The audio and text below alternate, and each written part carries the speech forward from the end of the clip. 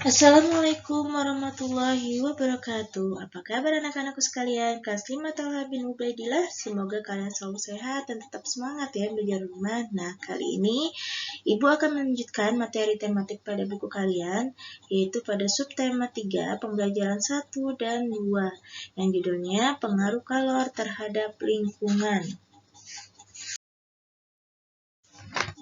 Sebelum itu, Ibu akan menjelaskan tentang tujuan pembelajarannya. Siswa dapat melakukan percobaan terhadap benda konduktor dan isolator. Siswa dapat mengidentifikasi macam-macam benda konduktor dan isolator. Siswa dapat meringkas dari teks eksplanasi.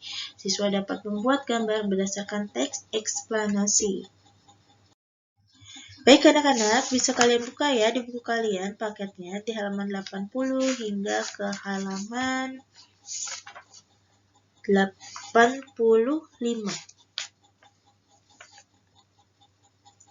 Di sini Ibu menjelaskan terlebih dahulu tentang IPA melakukan percobaan terhadap benda konduktor dan isolator, mengidentifikasi macam-macam benda konduktor dan isolator.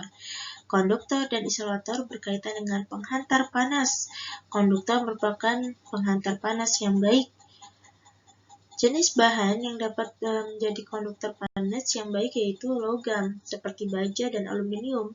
Aluminium ini merupakan bahan yang memiliki sifat sebagai hantaran panas yang baik, ringan, dan tentunya tahan panas. Isolator merupakan penghantar panas yang tidak baik. Contohnya yaitu plastik, kayu, karet, dan kain. Nah, konduktor panas adalah benda yang menghantarkan panas, sedangkan pada isolator panas adalah benda yang sulit menghantarkan panas. Baik anak-anak, Ibu akan menjelaskan tentang bahasa Indonesia. Menjelaskan pokok pikiran dalam teks eksplanasi, membuat ringkasan dari teks eksplanasi. Masih ingat kan anak-anak tentang pokok pikiran? Pasti masih ingat. Nah, pokok pikiran adalah suatu topik yang dibicarakan atau dibahas dalam sebuah teks. Nah, sedangkan pada ringkasan adalah suatu bentuk penyajian singkat dari suatu karangan. Nah, dalam membuat ringkasan hendaknya tetap mempertahankan urutan isi. Untuk membuat ringkasan, sebaiknya kita membaca teks yang akan diringkas dengan cermat.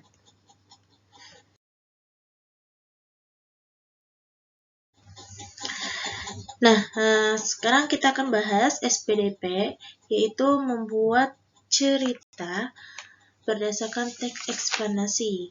Masih ingat anak-anak tentang gambar cerita? Pasti masih ya. Nah, kita akan jelaskan kembali di sini. Gambar cerita merupakan karya seni rupa dua dimensi yang berupa gambar tangan atau manual, gambar hasil olah digital dari komputer atau fotografi atau kombinasi dari keduanya, baik hitam maupun putih. Nah, gambar cerita ini juga merupakan media penyampaian pesan agar seseorang yang melihatnya memahami maksud dari cerita atau bacaan yang disajikan. Gambar cerita disebut juga gambar ilustrasi. Tujuan gambar cerita yaitu memperjelas, memperkuat, memperindah, memperkaya, dan menerangkan beraneka bentuk karya tulis seperti cerita pendek maupun puisi. Gambar cerita memiliki fungsi antara lain: pertama, memberikan penjelasan langkah-langkah kerja. Kedua, memberikan penjelasan bentuk alat yang digunakan dalam teks. Yang ketiga, menghubungkan tulisan dengan imajinasi pembaca. Yang keempat, menerangkan konsep yang disampaikan.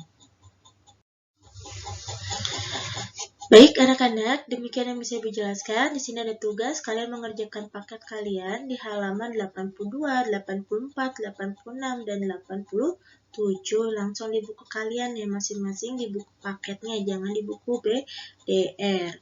Akhir kata, wabillahi taufiq wal hidayah. Wassalamualaikum warahmatullahi wabarakatuh.